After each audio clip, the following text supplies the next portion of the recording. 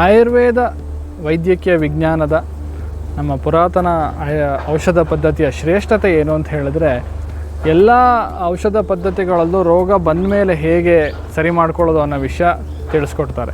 ಆದರೆ ಆಯುರ್ವೇದ ವೈದ್ಯಕೀಯ ಪದ್ಧತಿಯಲ್ಲಿ ರೋಗವನ್ನು ಬರದೇ ಇದ್ದಾಗೆ ಒಬ್ಬ ಮನುಷ್ಯ ಹೇಗೆ ಜೀವನ ನಿರ್ವಹಣೆ ಮಾಡಬೇಕು ಅನ್ನೋದು ಮುಖ್ಯವಾದ ವಿಷಯವನ್ನು ಆಯುರ್ವೇದ ವೈದ್ಯಕೀಯ ಪದ್ಧತಿ ಹೇಳುತ್ತೆ. ಸ್ವಸ್ಥಸ್ಯ ಸ್ವಾಸ್ಥ್ಯ ರಕ್ಷಣಂ ಆತುರಸ್ಯ ವಿಕಾರ ಪ್ರಶಮನಂ ಅಂತ ಹೇಳ್ತೀವಿ.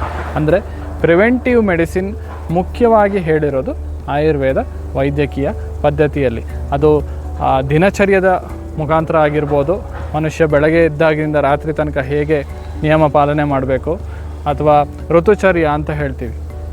ಅಂದರೆ ಪ್ರತಿ ಸೀಸನ್ ಚೇಂಜ್ ಆದ ಹಾಗೂ ಹೇಗೆ ಜೀವನ ಶೈಲಿಯನ್ನು ಹೇಗೆ ಚೇಂಜ್ ಮಾಡಿಕೊಂಡು ಹವಾಮಾನ ವೈಪರೀತ್ಯಕ್ಕೆ ಕರೆಕ್ಟಾಗಿ ನಾವು ಶರೀರವನ್ನು ಹೇಗೆ ಹೊಂದಿಗೂಡಿಸಬೇಕು, ಪ್ರಕೃತಿಯ ಜೊತೆಗೆ ನಾವು ಹೇಗೆ ಹೊಂದ್ಕೊಂಡು ಹೋಗಬೇಕು ಅನ್ನೋ ಒಂದು ಮುಖ್ಯವಾದ ವಿಷಯವನ್ನು ತಿಳಿಸೋದು ಆಯುರ್ವೇದ ವೈದ್ಯಕೀಯ ಪದ್ಧತಿ. ಆದ್ದರಿಂದ ಆಯುರ್ವೇದ ವೈದ್ಯಕೀಯ ಪದ್ಧತಿಯಲ್ಲಿ ಹೇಳಿದ ಹಾಗೇ ಜೀವನ ನಡೆಸ್ಕೊಂಡು ಹೋದರೆ ರೋಗಗಳು ಬರೋದನ್ನು ಆದಷ್ಟು ತಡೆಗಟ್ಬೋದು.